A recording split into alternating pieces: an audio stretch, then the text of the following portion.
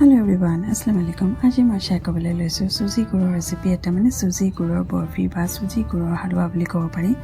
Aru etu ekdom tasty aru easy recipe hoy. Ba ami normally banao besi ba gharte. Bo etu olop different hoy karone ete narikol disu gakhir disu he karone. To etu recipe banabo karone prothomote moi loi loisu Suji gakhir ba tar pasote narikol to gakhir dupo ase aru gur. আৰু এতিয়া মই পানী গৰম কৰিলম ইয়াত পানীৰ দৰকাৰ আছে কাৰণে পানী উতলাই লৈছো পানীখিনি দিম মই ইলাইচি ইয়াত ইলাইচি দি পেলাই পানীখিনি মই উতলাই লম ভালকে উতলি যোৱাৰ পিছত আঁতৰাই দিম গেছৰ পৰা আৰু ইয়াতে বহাম এটা কেৰাহী আৰু ইয়াতে দিছো চুজিখিনি ফ্ৰাই কৰি লম ব্ৰাউন হোৱাকে এইখিনি ফ্ৰাই কৰি লম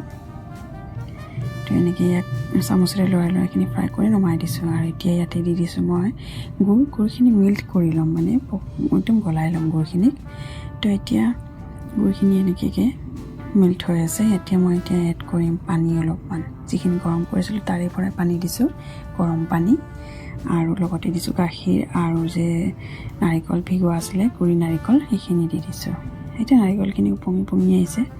ইয়াত দি দিছো 2 চামুচ ঘিউখিনি দিয়া ইয়াত এড কৰিম সুজিখিনি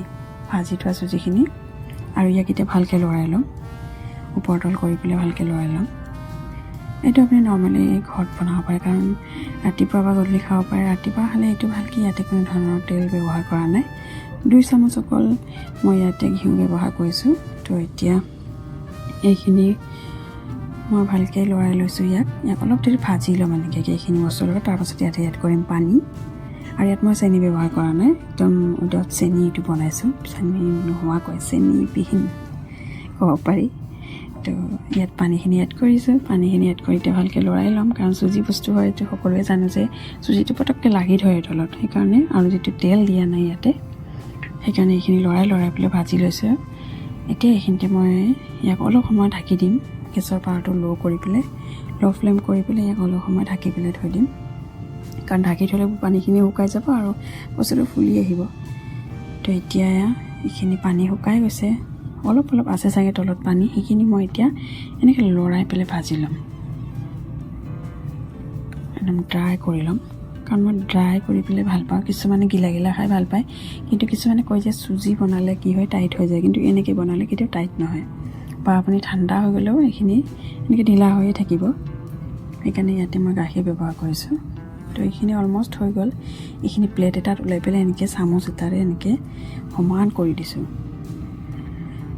এইখিনি এনেকৈ এইটো লেভেলত কৰি দিছোঁ দেখিছে এনেকুৱা আৰু ইয়াতে ওপৰত কিচমিচ লগাই দিছোঁ আৰু ইয়াতে চেফৰন বুলি কয় যে সেইটো লগাই দিছোঁ এতিয়া কাট কৰিম অলপ ঠাণ্ডা হোৱাৰ পাছত কাটি দিছোঁ দেখিছে এনেকৈ নৰমে আছে ধুনীয়াকৈ কাটি দিছোঁ ইয়াক এইখিনি ভাগৰ পৰা ওলাই লৈছোঁ লৈ পেলাই কাটি লৈছোঁ এনেকৈ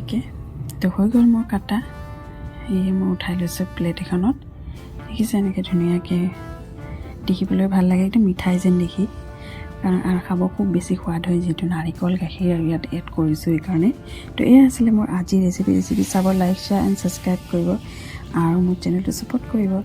আৰু ৰেচিপি ট্ৰাই কৰিব ঘৰত কাৰণ এইটো বহুত ধুনীয়া ৰেচিপি হয় ৰাতিপুৱা বা গধূলি খাব পাৰে আপুনি যিহেতু ঘৰত চুজি বনায় এইটো অলপ বেলেগ ধৰণৰ এনেকুৱাকৈ নাৰিকল গাখীৰ এড কৰি পেলাই বনাব খুব বেছি ধুনীয়া হয় খাবলৈ আৰু সৰু ল'ৰা ছোৱালীৰ কাৰণে খুবেই বেছি ভাল এইটো হেল্থি ৰেচিপি হয় তো এয়াই আছিলে মোৰ আজিৰ ৰেচিপি